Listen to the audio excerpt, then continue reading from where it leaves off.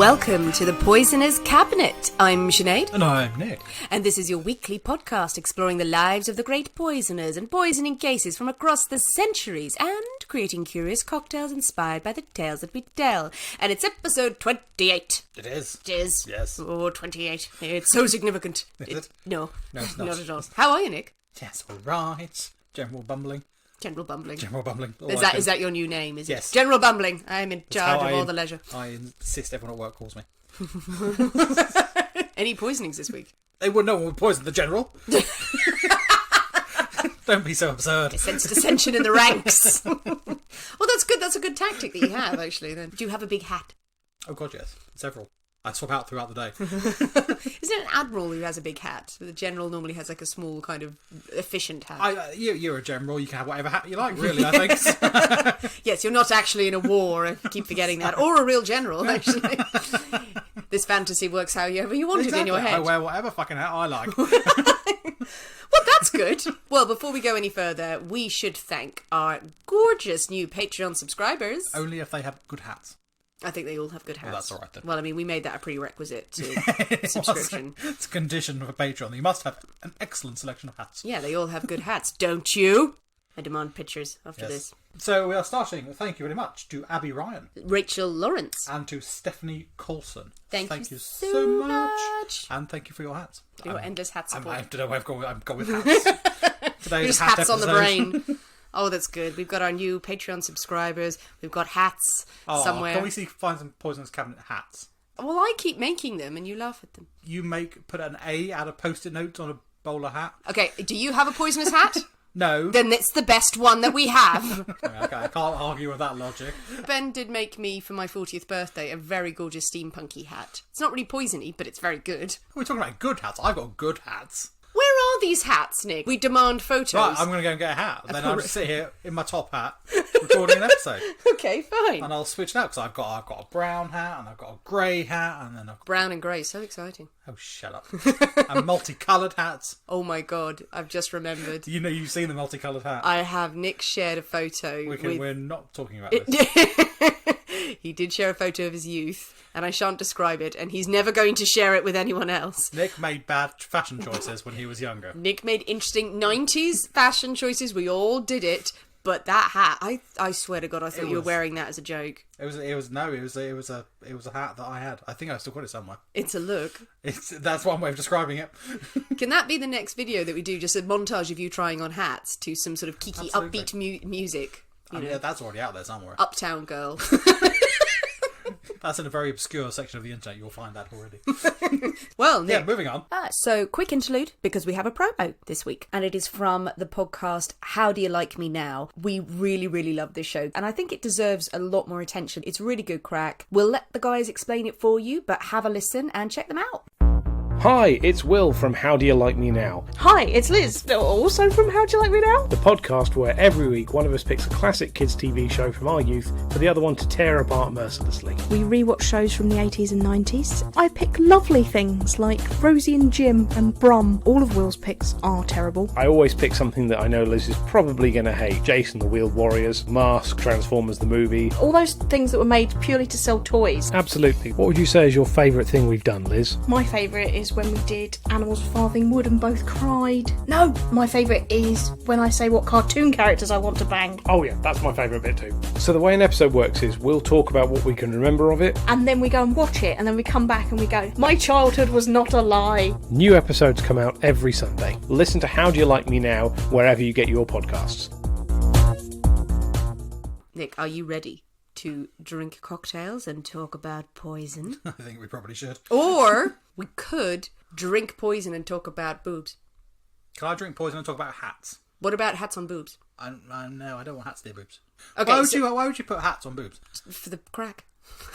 Okay. Have you never heard of the boob hat? I can't say I have now, obviously. Well, you don't have boobs, so you don't know. You don't know what we get up to. It's a Delightful. mystery to all men. What do they do with them? We put hats on Put them. hats on them. Right. Should we go with the first one? Shall we? Should we go with the first one? Shall we- Drinking shall we- cocktails and shall talking we about move poison. From this bizarre conversation. Oh, it's all going so well, everybody. And this is before we've had anything to drink. We haven't actually had anything to. I had a steak beforehand, and I think it's gone to my head. So, Saying, does that work? Steak's gone straight to my head. well, it's your story this week, Yes, Nick, I'm actually and gonna what a go there, treat really. we shall go on. But obviously, we can't proceed with any form of story without a cocktail in hand. God. And the cocktail must be flavoured by this week's secret ingredient, which is inspired by the tale that we tell. And this week's secret ingredient is, Nick? Is violet. Violet. Oh, how traditional and granny-like. Exactly, yes. Beautiful colour. It's a lovely purple colour. Now, there are cocktails with violets in them. There are. And that's all I know. And very possibly you may have one soon. There is a violet liqueur, isn't there, rather than the flower? We'll find out, won't Oh, we? I'm Getting sorry. ahead of yourself there, aren't you? You just want to drink. So, with violets as a secret ingredient, what have you come up with? We're going to have a classic. It is an absolute, as classics can be. Okay.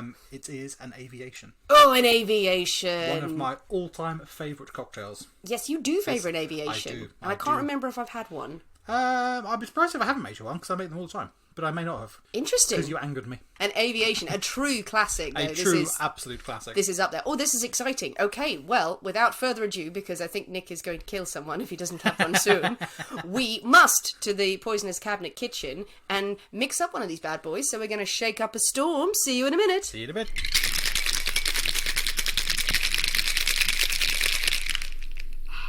And we're back. Hello.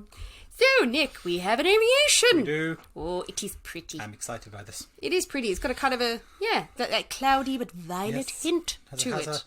a purpley hue. And I see, do I detect a cherry? A cherry. A cherry. Well, so talk us through it. So we have a violet liqueur, which is fantastically brilliant colour. Gin. Yeah. Maraschino liqueur, Ooh. one of our favourites. And lemon juice. Nice. Interesting combination. All shaken. Shaken for a very long time. Very long time. This one works with a really long shake. Is it just to dilute it or to chill it? A bit of both. Yeah. Really, to get a real, really cold, and get a dilution as well. One of Nick's favourite cocktails. I One of my can't remember favourites. this one, but I'm going to give it a go. Let's Enjoy. dive in and taste. Wow. Whoa. Wah. Oh, it hits you hard. Oh, that is nice. I absolutely love that. The violet, you smell it more than you taste it. Yes, it's very perfumey. Yes. It's definitely got a perfume. So when you bring the glass to your mouth, you're smelling it, but you don't taste it. Yeah, there's a bit in there. I definitely get the violet. You can taste it, but it doesn't taste as strong as it smells. Yeah. So anyone who had Parma Violet sweets when they were younger, it's a weird one because there's a weird association with Parma Violet sweet. Some people remember them fondly of summer days at school and stolen kisses behind the bike shed, and others just remember their granny force feeding them to them. So I used to love those as a kid. did you? Yeah, I don't mind them, but they're very perfumey, so you've got to be okay with that. But with the lemon and the maraschino and the gin, oh, that's a nice I cocktail. love this drink. It's absolutely one of my all-time favourites. Again, it's a out on a limb ingredient for people. Violet liqueur. I'm weird. I had this in the cupboard because I love this drink so much. And I've actually realised that I'm only down to about a quarter of a bottle, so Good God, man. I've been drinking it. Alert the media. It's a good one to have because also it looks so pretty. It does, absolutely. Everything else in the cupboard is clear. You've got gins and vodkas and white rums and stuff like that, which is clear, but this is just a bottle of purple. And it just looks stunning. Essential for any poisonous cabinet, obviously. Quite. Delicious! Well, an aviation, a true classic. Do mix one up, guys. You can't really substitute the violet for anything. No, I've seen it made without the violet. It's not the same, which is actually a Casino #1. Yeah. But slightly different quantities. It's cheating. Well, just make a Casino #1 again if you're stuck for violet, but it's worth it. Or go, if you can't make it home, go to your local cocktail hostelry and have them make it for you. Well, exactly. I mean, I was always say before you invest in a bottle of something weird, get someone to make you one first. If you like it, then invest. So we have our aviations firmly in hand. It's going down a bit too well. Maybe another one soon. Very classy. This is an elegant drink. It's a fancy drink. And Or to this pretend you have deserves money. a nice glass, a decent cocktail glass as well. You're glaring at me over the mic with that. You bought me coupe glasses. No, I'm not. That wasn't aimed at you. It was just a general. It deserves a Oh, nice that was glass. just a threat to all of our listeners Yeah, pretty as much. well. Get some decent glassware. Don't you put it in a mug. Yeah, exactly. Please don't drink this in a mug. Just don't drink it. A teacup, possibly. A teacup and saucer for violets for your granny. That would be lovely. That would be quite effective. Give it to your granny. She'll love that shit. So with our aviations firmly in hand, it's time for a story, I fear. Are you going to take us on a journey? I always take you on a journey. Hooray! Pause for cherry. Delicious. So today, we have a very strange tale, and a very much forgotten tale. Ooh. The tale of Elizabeth Ridgeway. Who dat? Well, precisely. So I had no idea who that was. There are very few sources for this story. Okay. I've actually only found two original sources. One is the transcript from an account published in 1684. Oh, bloody hell. So we're going back quite a way. We are going back right away, because if this was in the 1800s, that's just mental. No, but we're going back quite some time. 1684. This book is published, and the book is titled, this is a catchy title, Okay. you'll like, A True Relation of Four Most Barbarous and Cruel Murders, committed in Leicestershire by Elizabeth Ridgeway, the like not known in any age, with the particulars of time, place, and other circumstances, how she first poisoned her own mother, after that a fellow servant, then her sweetheart, and at last of all her husband. For all which tragical murders, she being brought to justice, was tried, found guilty, at the late Lent assizes, held for the said county, and for the same was burnt to death on Monday the 24th of March, 1684. So That's the title. That's the title. It's a catchy title. They didn't understand titles back then, did they? Did they just say, we need a catchy title? That's the story. Yeah, pretty much. The actual title page is actually longer than the story. That's a brilliant... I mean, it's a great title. Yeah, it's a great title. It would make you want to read it. Well, I don't know, would it? Because it gets everything there. Well, I'd want to know the ins and outs. I know the story now. I don't need to read the rest of the book. Well, no, she died. I want to know of these murders, these four gruesome murders. This pamphlet was written by a clergyman named John Newton, who had been tasked with counselling Elizabeth while she waited for her sentence to be carried out. He also wrote a sermon based on the evils of these crimes, and that is also included in his written account. But I have to say, I couldn't get through all the sermon. It was heavy going. Oh, It was. I read the account of the thing, and then it had the transcript of his sermon that he preached. And if you thought your normal church Sunday school sermons were bad, this is just page after page of everlasting damnation. I'm a Catholic, so I mean, I think, yeah. Have you ever been to a Catholic wedding? Jesus Christ. So it's a jolly read, but really... That's a bit of a bitch move as well, though. If he was counselling in prison and then was delivering this sermon about what an Absolutely, yeah. evil hag she was. Well, I don't think necessarily saying what an evil hag she was, but mainly going, look at this example of the ways of wickedness, and this will happen to you if you turn away from God, type thing. Okay. You'll burn and kill people. Still a bit of a bitch move. She's like, dude, I'm right here. Still. So, I mean, this source seems to be the primary account for all subsequent writings. And it's about as far from an impartial, balanced report that you're going to get. So be prepared for some casual misogyny, wild interpretations. So it's going to be an interesting... Prepared for that every day. time. Oh, good. Oh, I love an episode of casual misogyny. It was the olden times. It was the olden times. And women were the source of all evil. This is true. You mustn't forget that. But back to Elizabeth. Dear old Elizabeth. Back to 1650. And back to the tiny English town of Ibstock. Ibstock, that's in the... Oh, no, I know it. We've given you a hint in the title. Oh, was it in Coventry? No, it's not Coventry. Where Where am I did Coventry from? Because that's where I thought Ibstock was. I wasn't listening to the title. But there was a lot in the title I had to get through. Leicestershire. Shit. Elizabeth was born Elizabeth Husbands. Her father is a farmer, and her parents tried to raise Elizabeth and her brothers and sisters in a good Christian home, but Elizabeth not interested in any of that. None of that church malarkey, which is quite a radical thing for the time, being sort of 1650s. Church being a big thing. You're looking small, rural village. Yeah, you went town. to church. So to be that dismissive of religion was noticed. She's a rebel. She A is rebel in already the a town. rebel. I mean, in one of the first of many fair and impartial excerpts from Newton's account, Elizabeth didn't care one way or the other about a church, preferring to stay home and stir her cauldron. Impartial, balanced. She may well have gone to church, and he's just making out that she had. How old was she when she had her first cauldron? 3, not understanding what it was. Either that, or it's a euphemism for something else. Well, yeah, potentially. He was a clergyman. He didn't know about other things like that. Oh, I've just got that. That's unpleasant. Why did you? How did you not get that? I don't think of such things. My mind isn't in the gutter. Or in the cauldron. So, I mean, details about her young life do not exist. She was supposedly a difficult woman who took offence easily and lied effortlessly. Yeah, all while panicking about not being married and being a spinster forever. Okay. So Elizabeth had lived on the farm with her parents till she was about 29, which I think at that time, again, That's is a quite ripe old. old It's a age. ripe old age. So Well, you would be a little bit difficult and upset and stressed out if Yeah. you had not been wed. don't know why she's not wed. I think potentially because they're not in the middle of town. There's a farmer, so they're perhaps on the outskirts somewhere. So perhaps doesn't have the chance to meet up with younger men and stuff like that. Not enough eligible bachelors. Not enough eligible out in the bachelors sticks. on the farm. Not going to church, so not meeting Well, there you go. That's where you other meet all young the men, good men. who are going to church. Priests mainly. Yes. I mean, but it could only be one possible reason for the woman to be unmarried at 29. Practically a hag at this point. Of course. Yeah. Yes. Yeah. Bent double. Yeah, on a warts everywhere. spinning wheel constantly. On a spinning wheel. That's one. That's what spinsters do, isn't they? Spin. I thought she was standing on top of one trying to just keep her limbs going. Just to dance.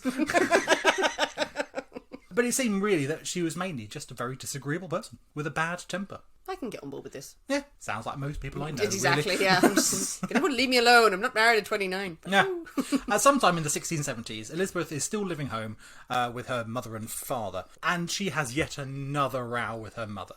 It's going to be a falling out over some household chores that haven't been done, or another lecture about, well, why are you practically a hag and not married and still home? You should be out, married with grandchildren and all that sort of malarkey. Get off your spinning wheel. Get off your spinning wheel. All this sort of stuff, which seems to be quite a regular occurrence in the husband household. But whatever it was, within days, her mother is dead. Dead. We do not know what was used, only that she poisoned her own mother. And in this case, poison is spelt with a Y, so it's extra dramatic and ominous. What? So there's just what? Okay, so your man has just written. Yeah, so your man. She poisoned her mother. Yeah, The end. The end, pretty much. It does come out later. Okay, right. It does We'll come out go with it. We'll but go with it. she's dead. The mother is mother dead. is dead. No untoward circumstances. No one suspects anything apart from natural causes. At the time. At the right. time, mother has died. Very, very sad. So her mother is buried, and that is that. Elizabeth stays on at the farm, keeping house for her father, who was quite unaware of the real cause of his wife's death. After at least another year at home, Elizabeth decides that enough is enough, and it's time to move on. Finally. Finally. Mother's body has been in the house that whole year. Daddy has not accepted it. It's time to go. I mean, potentially her father's getting a bit annoying. All those questions that her mother was asking, now the father is starting. Why are you still here? What's going on? Loving family. Will you get your cauldron out of the fire? All those sorts of questions. So off she goes. She says, I'm going to leave home. I'm going to make a new life for myself. She's got big plans. Does not go far.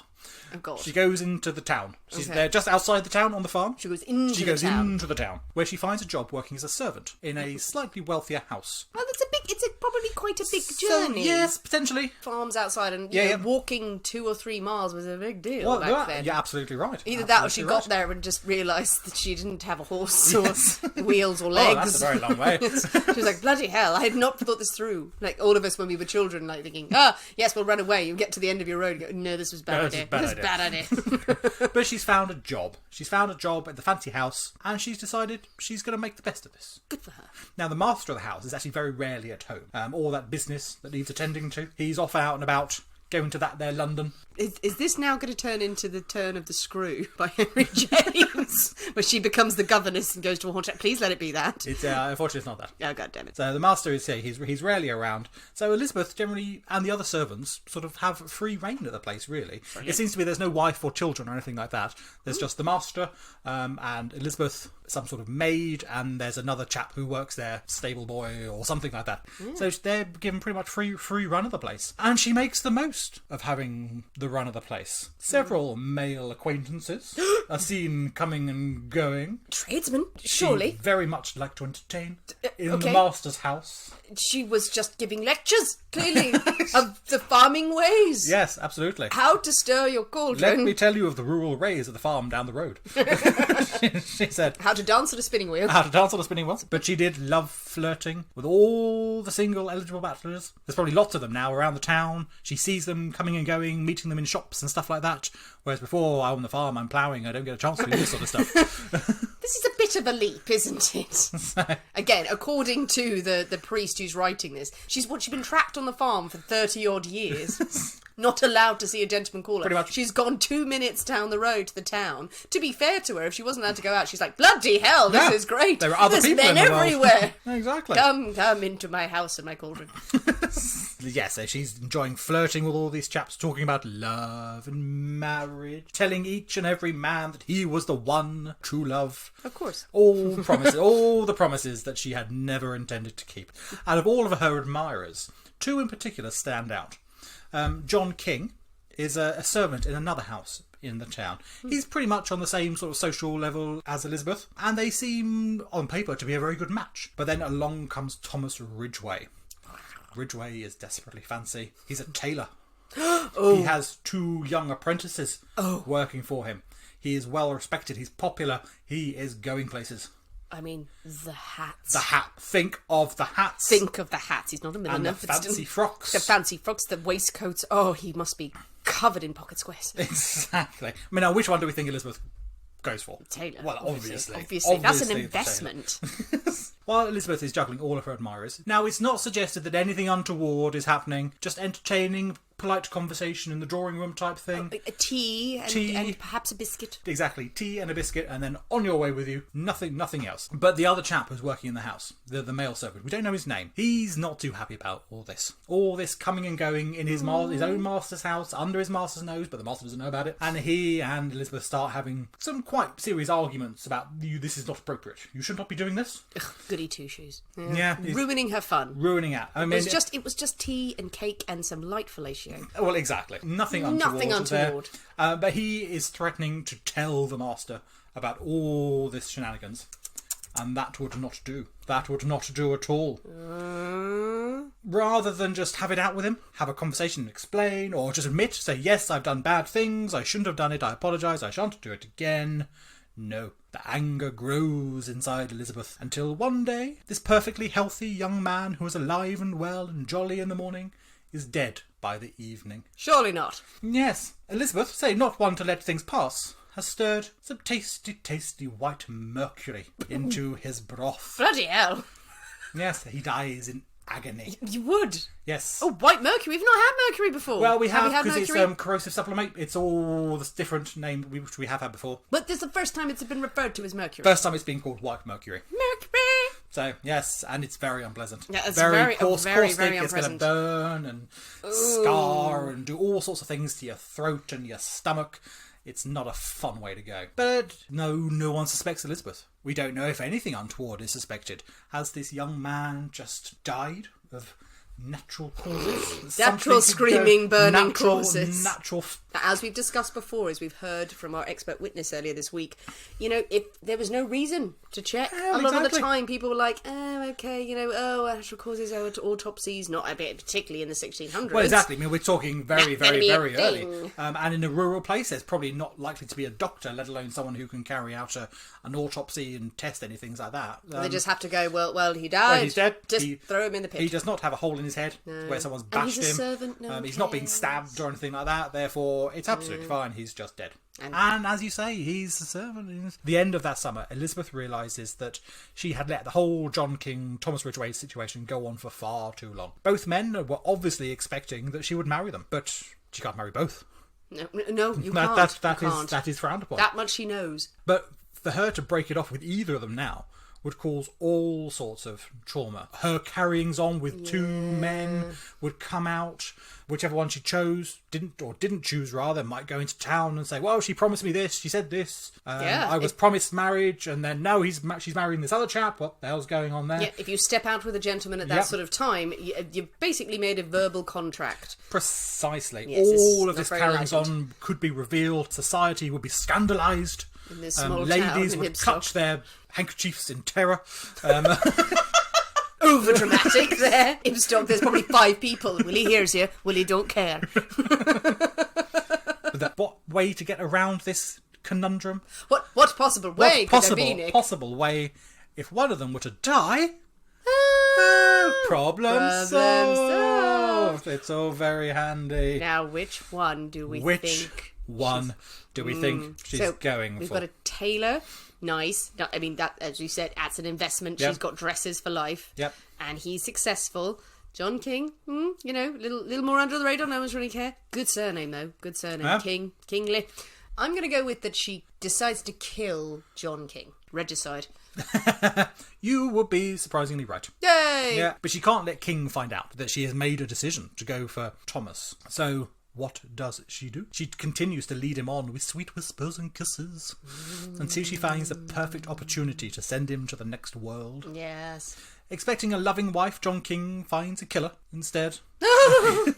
And his death is not fun. Oh, God. His blood turns black. Oh, but air. His What? insides burn. His stomach is consumed by a violent, gnawing sensation. Did she give him chartreuse?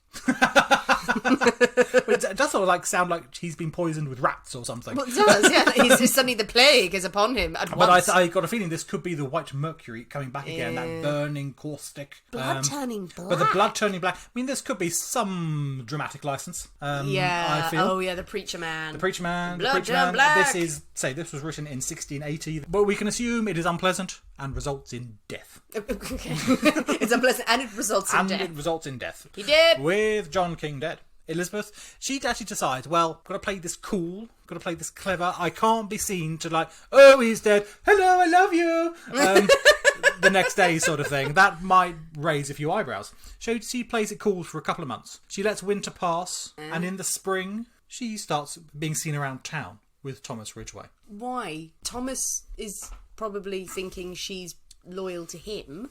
You're so asking questions that I do not know the answer to. I know what the report says. It's just kind of, I'll play it cool for a couple of months. It's on one hand, Thomas is only the only one who's going to be like, what are you doing? Where are you going? Why are you sad because this man died? That would rouse suspicion. And the rest of the town of just going, we don't care. Yes, generally, we don't care. We don't care. Nobody We don't cares care. what 2 servants are doing. Really, we don't. Pretty much. We have just literally nudged him with our foot into an open grave. Do what you like, love. Okay, but let's go with it. Let's Go with the story. You're ruining the story. Oh, I'm sorry. I'm ruining the preacher's story. With you and your facts and sensible ways. None of that. On Friday the 1st of February, 1683, she marries Thomas Ridgeway. Hooray! Her father expressly forbids it. What? He is so against it. We have Why? no idea why. Don't know. He's there going, no, you can't marry him. He wanted her to get married. But not to him. Was he We too don't know. flamboyant a tailor? Potentially his hat was just a bit too big. Yes, he wanted her to marry a God-fearing, plain, boring Absolutely, yeah. pastor of a man. None of And these. here's this man covered in ties. Covered in hats, he's got fancy notions. But I mean, obviously, Elizabeth had no interest in listening to anything her father has to say. So they marry. And the first 3 weeks of married life pass in a blur of wedded bliss. Oh, they always do. Or at least it seems so to the outsiders. To outsiders, they are seen merrily strolling through the nearby market town of Ashby de la Zouche, which What? is an excellent name for a market town. I've never heard of Ashby de la Zouche. De la Zouche. De la Zouche. And I did have to Google it, going, is that a real place? that a real And place? it is a real place. Why did I not visit it when I went to Ibstock? And I went, it was called Ashby, and then after the Norman conquest, a French family called La Zouche were given that area by William the Conqueror, Oh, bloody hell. and so it was called Ashby de la Zouche. Oh, After lovely. this Norman family. So they went strolling in the French place. So they were strolling in the market streets. where his tailoring skills would be appreciated. I'm sure. But if people had been a bit more observant, they may have seen Elizabeth slip off and meet an old widow in the shadows, where she exchanges 2 pennies for a package of mysterious white powder. But who was paying attention to that? No one. They just see 2 love-struck young people walking down the street. No one notices the old crone in the shadows handing out drugs. No. Oh, it's just your everyday drug. It's an everyday drug dealer. That's it. Yep. Everyone turns a blind eye. We just don't acknowledge it. We don't want to see it happening. We just can't get rid of her. But there, she's always there. She was just going to get her drugs. So just let her be. But the town is happy. The town is happy. The town flirt is married, and the bachelor is happy. But, always a but with these stories, I think we'll find. Elizabeth is not happy. After years of hinting at marriage, Elizabeth finds it doesn't quite match up to her expectations. After 3 weeks? Yeah, after 3 weeks. Give it a second! She's probably built it up so much in her head. Oh, yeah, the classic. About what an idyllic, fantastic, my life is going to change overnight sort of thing. Love will cure everything. Love, exactly. Love is going to sort out all the problems I have. Obviously, it's really, really, really not. So to quote Newton again, she was frustrated of her expectations in her marriage, for she could not love her husband as she ought. Okay. Now that sounds like a sex thing. It does sound, I was going to say, it sounds like a sex thing. It sounds like a sex thing, but I don't know what variety of sex thing. What variety of sex thing? What did he want to do, and what was she not okay with doing? But for she could not love her husband. Okay, let's give her the benefit of the doubt, and let's not throw our minds into the gutter. Maybe she has been entertaining people and has been innocent, and has just been chatting to people, hasn't known the ways of man. Quite, yes. And then it's a horrible thing to suddenly get married. Thing. And there's no guarantee that your husband is going to be a gentle, considerate lover and going to give a shit about your needs at that time. It is literally, if you can't, there's many references, if you can't love your husband, it's because you're not... It's entirely your fault. Yes, exactly. You're not putting out, yeah. And you are off to the asylum with you. You're just not trying hard enough. Oh, dear. But she is unhappy. For whatever particular reasons, she is unhappy.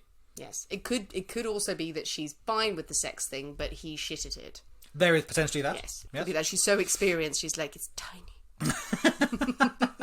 But then also, I mean, she spent the past few years with men coming and going, and that excitement of not being caught out about doing something inappropriate and stuff, and that's all gone now. Yeah, it's now just her, in a house that she could act like was her own. Exactly. Now it's just her and her husband. There's none of that sort of thrill of the chase type thing with all her different suitors. Whatever it was, she thinks she has made the wrong choice. To add insult to injury, Ridgeway turns out not to be the wealthy, prestigious tailor that she had originally thought. What? Soon after the wedding, Ridgway's sister demands that he repay a debt of £20, which is a huge amount of money. That's £14 million well, 14 billion pounds. I mean, it would have bankrupted them. It is that much money. Well, fair enough if she doesn't love him, if he's been lying the whole time, absolutely. playing the dandy. Yeah. I mean, so instead of this life of comfort and respectability, she's faced with unhappiness, potential poverty and destitution, humiliation in the town.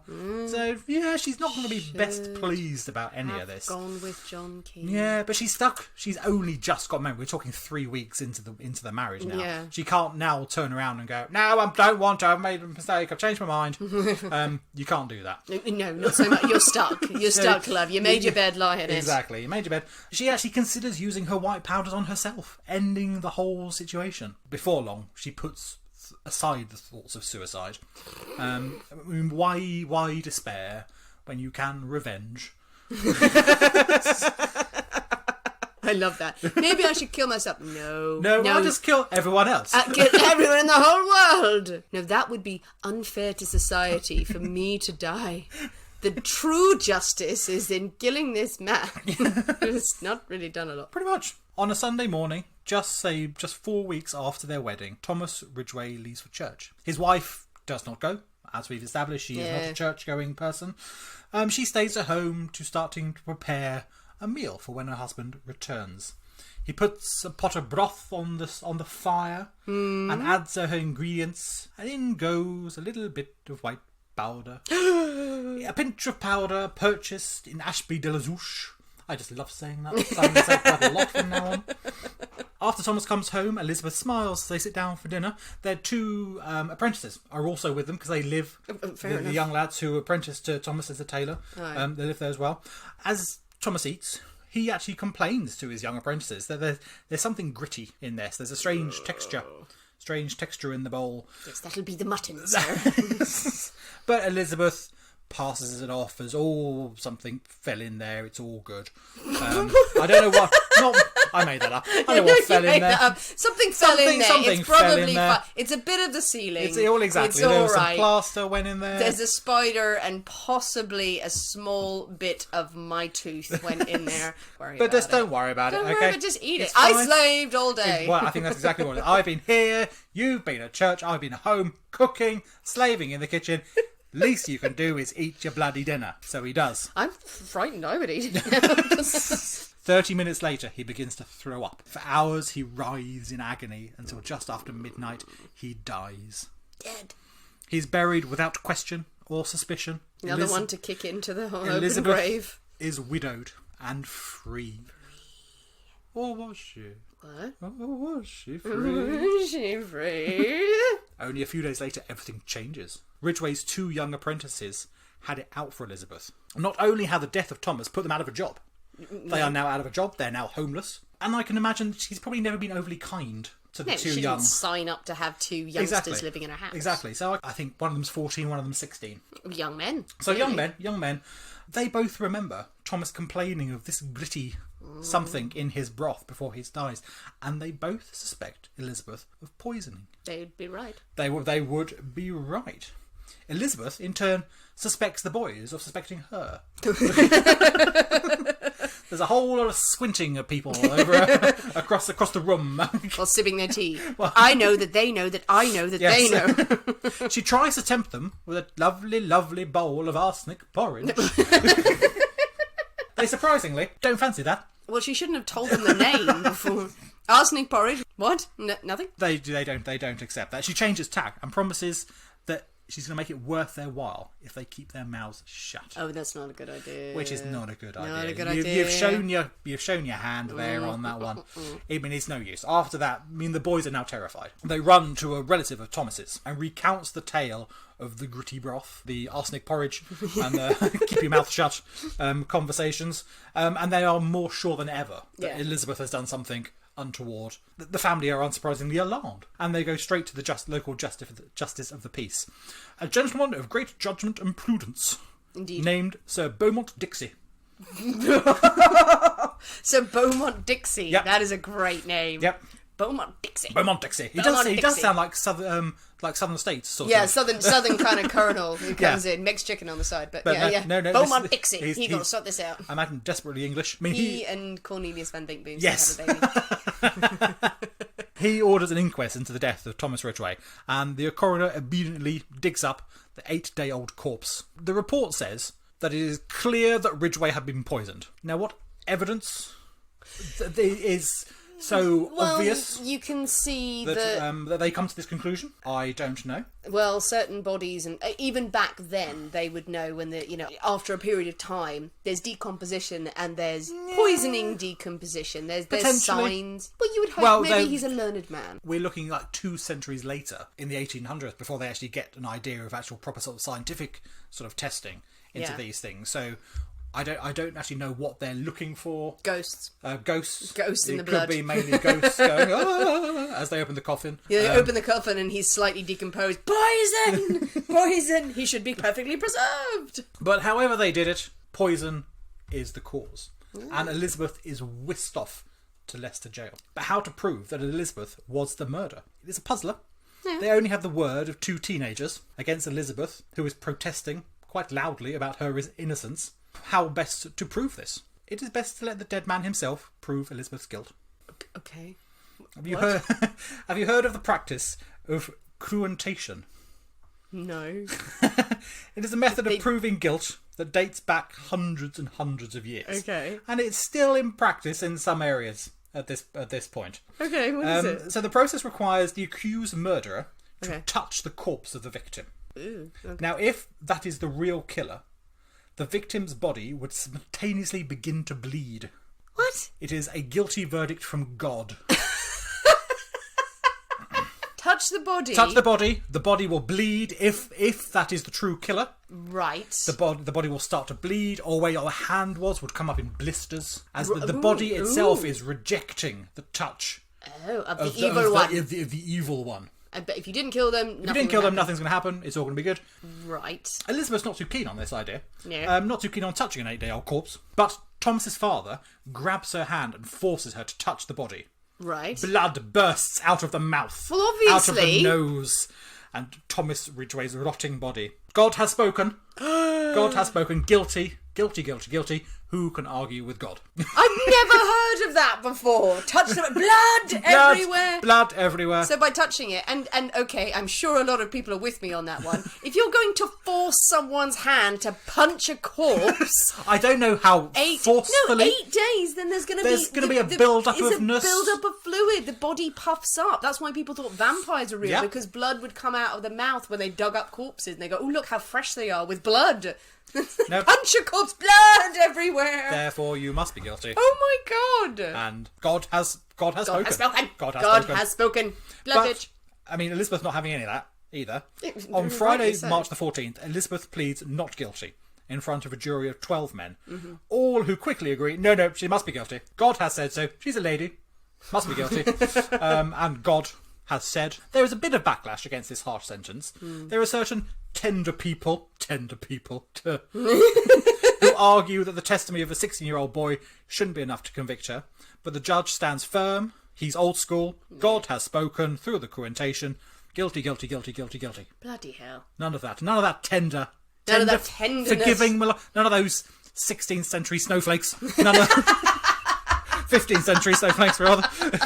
None of them. None of that. None of that. None of this logic of which you speak. None of this hard, cold reason. We have someone punching a corpse. Absolutely. What more do you want? God has spoken. This is where John Newton comes in, the author of our report. He was a clergyman, and he is assigned by the judge to counsel and advise Elizabeth in the last days of her life. He is horrified by her crimes, but he accepts the job with grace and makes it his mission to get her confession. To save her soul. Get God to forgive her sins. Oh, it's like Dead Man Walking now, isn't it? Yes.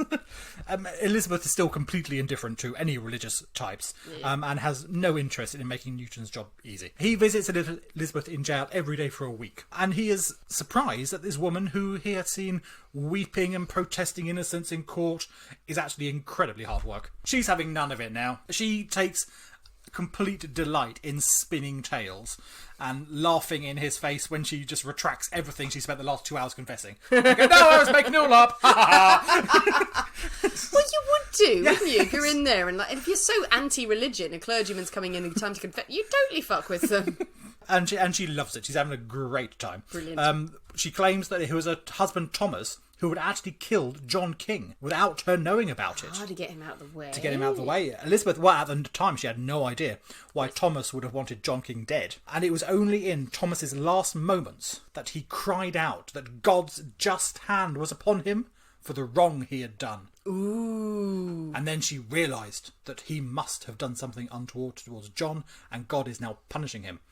And that's why Thomas is dead. That's why Thomas is dead. There could be no other explanation. No other explanation, no.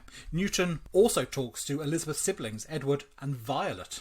Oh, for fuck's sake, That is Nick. the link. Oh, for fuck's sake. That is the tenuous link. Violet. One person in this way at the end, Yep. Violet. There was broth, there was porridge. We've had broth. We had a bit. No, we didn't. We did a bullshot as a bit. Yeah, I'm not doing another one of those. You could Sorry. have had any kind of broth. Just a nice broth. We could have just had a nice broth. And I wanted one of those cocktails. You wanted basically So any I was way like, to get a fine, fantastic, I've got that, I'm having it. Violet. Tough. Fair enough. You had a name. You had Belle. I had Belle. So shush yourself.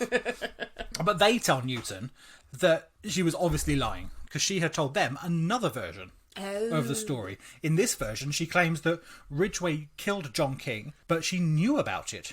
She knew all about it and in fact had agreed to it and gone along with the plan. She said that Thomas had known John was a rival for Elizabeth's affection, and even after they married, he would still be trying to get revenge on the man who had stolen his love. Best that he get in there first, saying, do what you will with him. Okay. This is another fable, since we know that John King was dead months before Elizabeth married Thomas. Exactly, yeah. So that didn't make sense. Well, she's just making up shit. She's just making up shit. Yeah. She's just making up shit. And it's all mad. A week after her sentence, another figure pops up with even more evidence against Elizabeth. Is it God? It's not God. No, it's not it's God. never One of God. her neighbours has seen her in Ashby de la Zouche buying the white powder.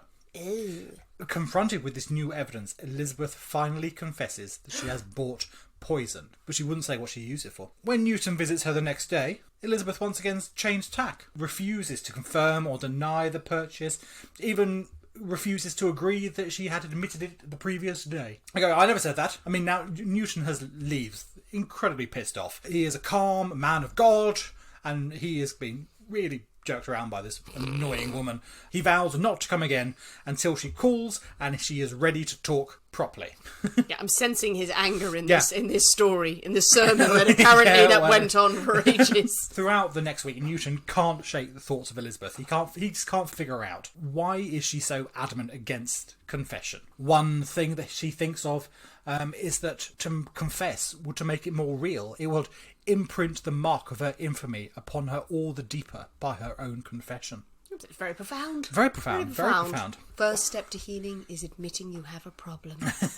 Or more likely, is it that she is just hanging on for a reprieve? Yeah. She is still banging on, innocent. If she confesses, that's out the window. Yeah, that tends to kind of screw your chances of getting off. So all these fanciful stories she's coming out, is one of them going to throw a bit of doubt in people's minds? But she still can't help but play with Newton. She calls him numerous times, saying, "Right, I'm ready, I will confess." When he arrives, "Me? I didn't call you." "Why you here? Why would I do that?" I love her. She's great. That is totally what I would do. If on death row and you're really screwed. You know, I've got nothing to bloody lose, have I? One of her last tales is to tell of a man from another nearby town of Hinckley, not Ashby de la Zouche, who is completely obsessed with her. Even before she's married, one of her suitors. After she's married, the obsession continues. He turns into a stalker. Ooh, early stalker story. Yeah. The plot thickens. It is he who slips into her house on that Sunday morning and poisons the broth. Oh, shut up. But Elizabeth says she was so fearful to stop him, and she has been put under oath not to reveal his name. By who? By the man from Hinckley. Or what? Or what will happen, Elizabeth? She will be forever damned as an oathbreaker. She doesn't believe in God! These are shit lies! Why is Newton not questioning Well, this? he implores her. He absolutely implores her to stop the bollocks. No, because he is such a gullible fool. So he implores her, "Why did you make such an oath? There's no reason that you have to keep such a promise, stuff like that. Tell me his name, tell me his name." He refuses to reveal this chap's name, but she says if he looks hard enough into the crowd at her execution, Newton will be able to spot him, for his countenance will betray his guilt. Oh, that's good. Oh, that's good. If you look into the crowd, you shall see the man, and he shall have a key, and you shall go this way. And he'll be wearing a hat. He'll be wearing a hat the size of his hat. Clever. That's a clever ploy by Elizabeth, because again, you can find suspicion in anyone. Absolutely. Sunday before Elizabeth's execution, she is led to church forcefully with a number of other criminals who are due to perish the next day. That is a picture, just so dragging it's pretty along. much dragged in chains, your last visit to church. Again, this is flashback to my Catholic youth. I'm tired, I want to watch cartoons. No, it's your soul. John Newton himself is preaching, and he gives a stirring sermon on honesty, obedience. He is convinced that the power of his words will be enough to snap Elizabeth out of these lies and persuade her to tell the truth and make an honest confession. He continues to be disappointed. He does sound like a very well-meaning and very determined but shit preacher. Yes. Like, probably he's an awful orator. That's what I'm thinking. He probably has a terrible, like, tiny, weedy voice, and he's trying to do these backfire and brimstone sermons, and it's just not registering with anyone, and he genuinely believes it, but he's got no chance. Absolutely. She is scheduled to die the very next day, but she refuses to see him. Instead, she's actually visited by her father, who actually comes to visit her the day before she's due to die, where she is heard cackling, they say, about how the man from Hinckley is nothing but a lie. Nice. her father leaves in disgust. She's mad, isn't she? She's properly crazy. The next morning, Monday, March the 24th, 1684, perhaps now finally realising that she is going to die, Elizabeth actually confesses. And in tearful contemplation of approaching death and judgment, she admits that she killed her husband. She admits that she has purchased the poison with the intention of using it on herself, but ending up using it on her husband.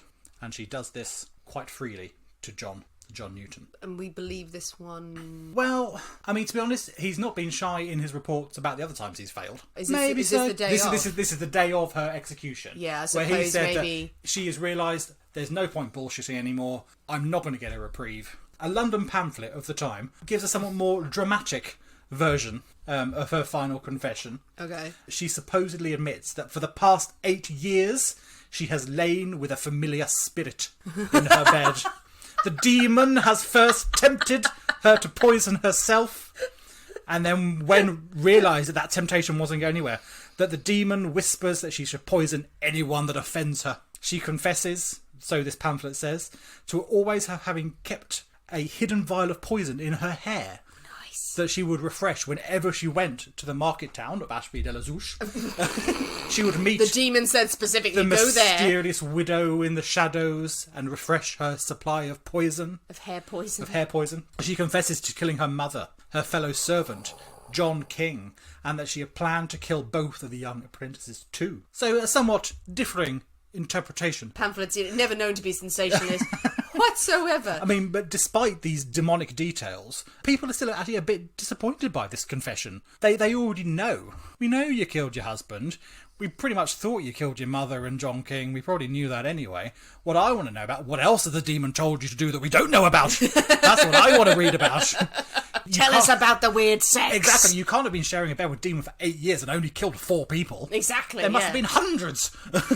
What happens when a demon shares your bed? What specifically happens? Exactly. Which specific demon? And where do I contact him? What's his phone number? What did he look like? Was he a tall, sexy kind of demon? Was he a small, tiny demon? Was he... But tell us about the demon! Fuck poisoning people!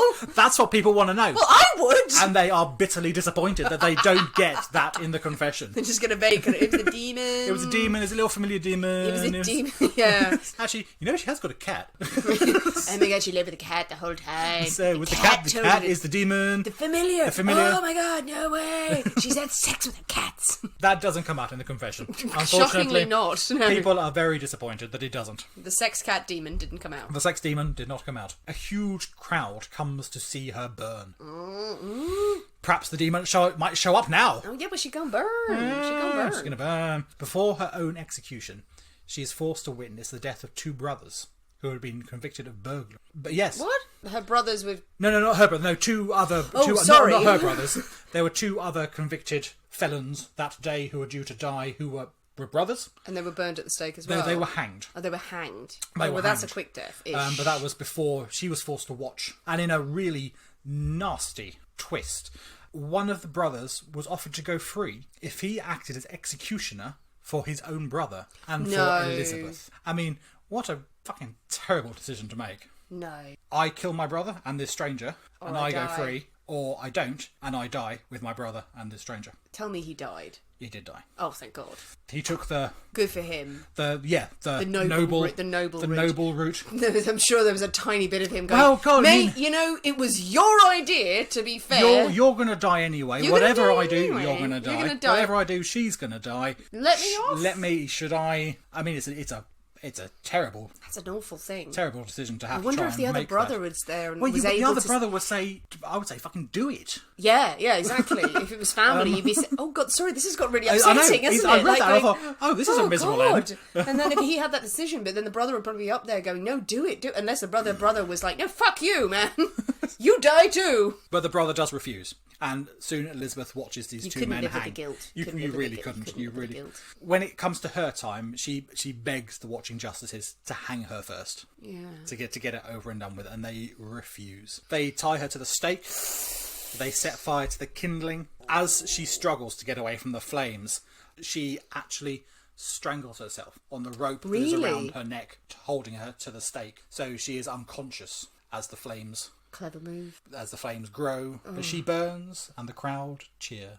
That is the story of Elizabeth Ridgeway. Yeah, I know. It gets What an ending. really dark at the end. What a story! It's a good That is a great that story. I had never heard of before and just came up in random Googling, but when I delved into it, I thought, my God, this is a good story. No, it's a great story. Oh, that ending is chilling as well. So yeah, being burnt at the stake. Oh, I mean, I couldn't think of any worse way to go. I think I read somewhere recently the description, and a very lyrical, brilliant description, if you can call it that, of how someone dies of there. But most people would die of shock at things, and some people were shot, or for mercy, people would be sort of positioned, and an arrow through the heart or the head, if you were lucky. But being burnt at the stake. And when that hanging story, that was horrible. That's horrible. I didn't like that hanging I story. didn't You could have cut that. I could have cut that out. It's nothing to do with her. Let's throw it in. Let's make people feel jolly. Made it more depressing. Yeah, exactly. In the end. To be fair to her, she was a murderer. This is true. No one deserved to be burned No at one the stake. deserved to die like that, I feel. Let's just be honest here. Yeah, she definitely killed everybody. I mean, she's just... I mean, it's one of those things that you think, was she just, obviously, a severely unhappy woman, has had probably a fairly miserable childhood, been quite isolated, has grown up isolated from her friends, well, having no friends by the sounds of it, and then is suddenly thrown into a situation where there's got all these people around her, and it's probably incredibly overwhelming to be suddenly thrust into the middle of what she would perceive as a really bustling town. For us, it would probably be like, oh, there's one car every 30 days or something. Especially in the 1600s, you know what it's I mean? a fucking car. Jesus, it's a beast. This is a one-horse town, this one. I suppose it's easy to think with our modern heads on, I guess. It's perfectly feasible that a woman can be that evil. Could be at the time, of course, is that if she was living a miserable existence, if her mother did nothing but yell at her, suddenly mother dies by slipping something into her food, a little experiment, and then goes on to go, I'm going to live the high life, and if someone bothers me, I'll get rid of them. The other version is that it's all of these accounts are written by a priest trying to paint her as a monster, and maybe for half of those things she wasn't guilty. Maybe her mother just died. Yeah, well, yes. Maybe she moved into town and maybe a servant just died. Maybe she wasn't entertaining lots of men. Maybe she had seen 2 men and said hello to them in the street. Harlot! Harlot! Yeah, I think we do probably put a lot more, innuendo is the wrong word, but we perhaps put a lot more behind these things than there actually was. We said she was entertaining men. We assumed, she was shagging everyone in town. No, she probably wasn't. She probably said hello to 2 people. Exactly, yeah. That could be that version of it, is that she said hello to someone, and again, it's like the witch trials, really, isn't it? That I saw you vaguely in the vicinity of something. Oh, what a slut she was. However, the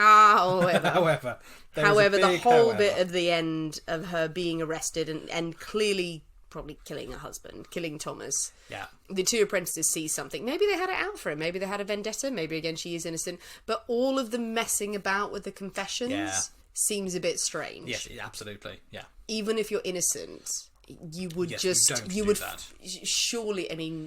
you would just fight with the same story. Yeah. You're not going to have so many different accounts of things and which could have been different versions. So, yeah. I mean, all the way through, it was established that she had no interest in the church, had no respect for church authorities or the clergyhood and stuff like that. Was that her greatest crime?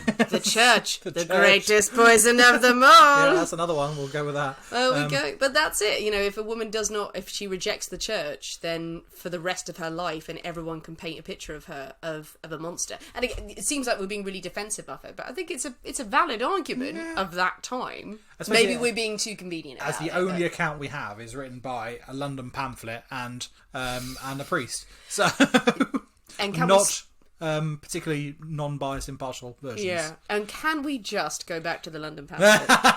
Can we go back to the London pamphlet? Because whoever wrote that deserves a Nobel Prize and a Pulitzer Prize and all of the journalism awards forever of just she's a murderer. She lain with the devil, with a familiar. What? And that people believed it and were clamouring for more demon stories. Yeah, absolutely. It was penny dreadful, I guess, but 200 years later. I suppose it's 200 years. Well, that was an early one. That's why everyone thought it was so fascinating. But it was a time where demons were very, very real. Well, it was very easy just to say she'd lain with the devil. They were physical things that would be there and taunt you. I'm surprised that didn't come out anywhere else other than the pamphlet. Or maybe they had maybe the preacher, whoever had told the story that she had lain with the devil, if it wasn't in his sermons. Yeah, so it certainly wasn't in his account. Yeah. His was much more reserved, trying to do things properly. Pamphlet was press. It was I need an exciting story. And they were going to go with what everyone loves. And they're going to go with the sensationalism at the time, in the same way we do today with the tabloids and all the National Enquirers and everything. It works. Sex demons were at work here. I do genuinely think that preacher, John Newman, was a probably very passionate and forthright man, but he had a shit voice and couldn't do a good sermon, and everyone laughed at him. He certainly seems like he really was out. What he saw was to try and help her, to help to get this confession for her own immortal soul type thing. But that's kind of their job. Yes, it is. But he did it. He seemed to do it in such a trusting, gullible sort of way. He believed most things that she told him, and maybe there's as a final thought on it. And again, it's one that I'm sure probably a couple of people are thinking about. Elizabeth, if that version of the story is true, and she was entertaining gentleman and she was a temptress and she had suitors, was he slightly taken in by her? Maybe, was he maybe so, just yes. beguiled by her, and she could tell a story, and she'd obviously entertained and gotten the affections of other people, even him as a celibate good clergyman. Maybe he was just a bit obsessed with her, because obviously he was thinking about it a lot, and he kept coming back and he kept preaching about it for years. Absolutely. He didn't leave her alone. He didn't escape. Seemed quite determined to... Yeah, exactly. He was a regular visitor. Sexy witch woman. There we are. Oh, well, the story of Elizabeth Ridgeway. What do you think, people? What do you think of her? What do we think of... How many of you have lain with demon sex familiars? Now, you're putting the sex thing in here. Demon familiars. The sex is optional. I'm saying they are sex familiars. I'm just saying that it's completely up to people if they want to take that option. Right. But the demons are there. There we are. So how much has that been going on? What do we think of Elizabeth? Do we think that she was evil, that she was a murderer, or was she a victim of circumstance and the patriarchy of the 1600s? Who knows? Who knows? What indeed. do you think of the aviation? The most important thing of the episode was the tasty cocktail. Was the tasty cocktail. Most delicious. Most delicious. Most tenuous link we have possibly ever had. I don't think it's the most tenuous link. I don't think it was. I think there's other contenders. The Bell one, maybe. You fucking monk. That one. But, it resulted in a delicious cocktail. It resulted in a good cocktail. I'm exactly. happy. So mix up an aviation, people. Do invest in some violet liqueur, or go to a really good mixologist. Go to a cocktail lounge the next time that you can go out and do it. Ask for an aviation. And it's a mark of a good mixologist if they know what it is. If they have to turn around and say, what's an aviation? They are not a good mixologist. I quite agree. And also, if you want to know what you should invest in, if you have a top three, always message Nick on social media and go, okay, I don't have money to spend. I don't have 20 quid to spend every single week. Well, I'll tell you what I would like anyway.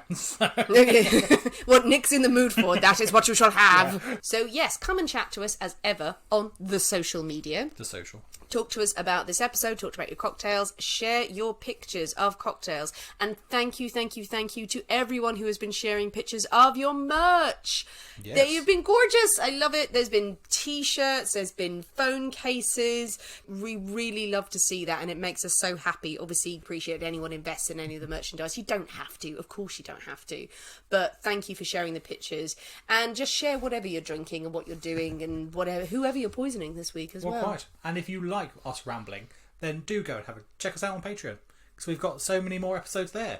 We have different types of tales. We have more modern tales on there, whereas we stick with the historical ones on the main episode. So check us out there as well. You won't regret it. We have some very interesting ones coming up on Patreon that we will tease soon. Also, if you haven't already, go and listen to our bonus episode, which is free, which is on the main channel. Our bonus expert witness episode with the delicious Carla Valentine. We so enjoyed doing that one. It was fantastic fun. Carla is amazing, and she's just a wonderful human being. She's been so supportive of this podcast. And Multiculture, go and look at that. Get yourself some paraphernalia from that and enjoy. So, we have been the people inside the Poisoner's Cabinet. We will see you next week. And remember, your loved ones are trying to kill you. Get a hat.